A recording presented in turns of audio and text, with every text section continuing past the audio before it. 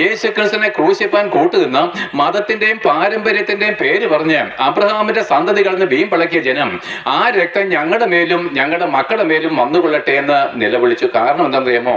ഇവൻ മറിയയുടെ സന്തതിയാണ്, ഇവന്റെ അപ്പൻ യോസെഫാണ്, ഇവന്റെ സഹോദരന്മാര് യോസെ, യൂദാ, ശിമയോൻ, യാക്കോബ്, സഹോദരിമാര് എന്നാൽ മറിയ പ്രസവിച്ച മറ്റു കുഞ്ഞുങ്ങൾ ഒക്കെയും ആ വീട്ടിലുണ്ട്. ഇവനൊരു തച്ചനാണ്, ഇവൻ ഞങ്ങളുടെ രാജാവായിട്ട് വാഴുകയില്ല, ഈ ദരിദ്രൻ ഞങ്ങളെ ഒരിക്കലും ഭരിക്കത്തില്ല, അവൻ ചത്തുപോയാൽ ഞങ്ങൾക്കൊരു കുന്തവുമില്ലെന്നാണ് മലയാള ഭാഷയിൽ പറഞ്ഞത്. നാടൻ ഭാഷയിൽ പറഞ്ഞാൽ അവൻ ചത്തുപോയാൽ ഞങ്ങൾക്കൊന്നുമില്ല, അതുകൊണ്ട് ആ രക്തം ഞങ്ങളുടെ മേലും ഞങ്ങളുടെ മക്കളുടെ മേലും വന്നുകൊള്ളട്ടെ.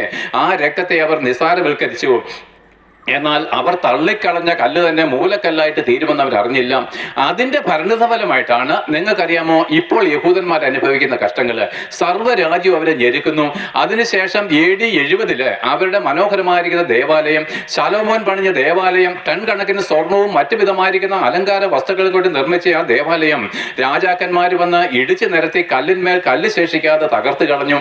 അതിനുശേഷം എന്താണ്? 11 ലക്ഷം യഹൂദന്മാരുടെ ചോരച്ചാലുകൾ കൊണ്ട് യെരുശലേം നഗരം മുങ്ങിപ്പോയി. പ്രിയപ്പെട്ട ഒറ്റ കാര്യമേ ഉള്ളൂ, അപ്പന്മാര് പറഞ്ഞു ആ രക്തം ഞങ്ങളുടെ മേലും ഞങ്ങളുടെ മക്കളുടെ മേലും വന്നത്. ആ ശാപം പിന്തുടർന്നുകൊണ്ടിരിക്കുകയാണ്.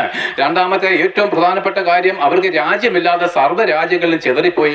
അവരുടെ യഹൂദ സാമ്രാജ്യം, ഇസ്രായേൽ സാമ്രാജ്യം ഭൂപടത്തിൽ നിന്ന് മായ്ക്കപ്പെട്ടു. ഒറ്റ കാര്യമുള്ളൂ, രക്ഷകനെ അവർ തള്ളിക്കളഞ്ഞു. അതിനുശേഷം നമുക്ക് രണ്ടാം ലോക മഹായുദ്ധത്തിലേക്ക് വരാം. 1946 വർഷങ്ങൾക്ക് ശേഷം, 45 വർഷങ്ങൾക്ക് ശേഷം, അല്ലെങ്കിൽ 1940 വർഷങ്ങൾക്ക് ശേഷം 60 ലക്ഷം യഹൂദന്മാരെ ഹിറ്റ്ലർ നേരിട്ട് ഗ്യാസ് ചേമ്പറിൽ